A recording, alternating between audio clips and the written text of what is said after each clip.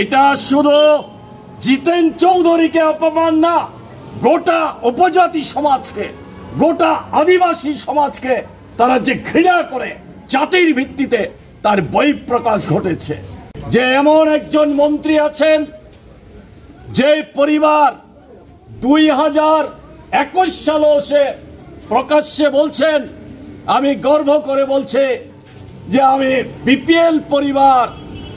সেই মন্ত্রীর ভাই, একই পরিবারের সদস্যভুক্ত সেই মন্ত্রীর ভাই কি করে এই 2024 সালের সর্বোচ্চ করদাতাতে পরিণত হয়? এমনকি জাদু কাঠি আছে যে বিপিএল পরিবার থেকে একটা রাজ্যের সবচেয়ে বড় ট্যাক্স দাতা পরিণত হতে পারে। মন্ত্রী সুধাংশু দাসের ভাই, বড় ভাই সেই জায়গার মধ্যে গেছে।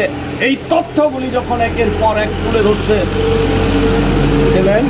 সেই সময়ে এই রাজ্যের বিধানসভার একজন সিনিয়র মেম্বার, মন্ত্রিসভার সিনিয়র মেম্বার রতনলাল নাথ জিতেন্দ্র চৌধুরীকে জাত ধরে অসম্মান করলেন, যেটা জাতের পরিচয় দিয়েছেন। তার অর্থটা কি? এই উপজাতিরা, আদিবাসীরা তারা অধিকার নিয়ে গণতান্ত্রিক কথা বলতে পারবে না পার্লামেন্টে দাঁড়িয়ে, বিধানসভায় দাঁড়িয়ে, তার জন্য জাতের সঙ্গে তুলনা করবেন?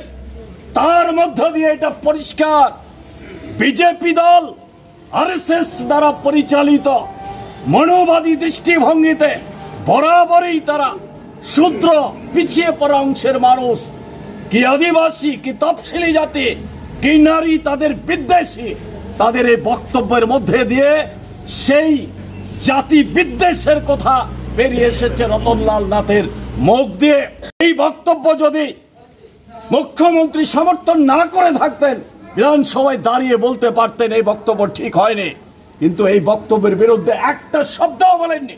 তেমনি বিজেপি দল এই নিয়ে কোনো শব্দই প্রয়োগ করেনি।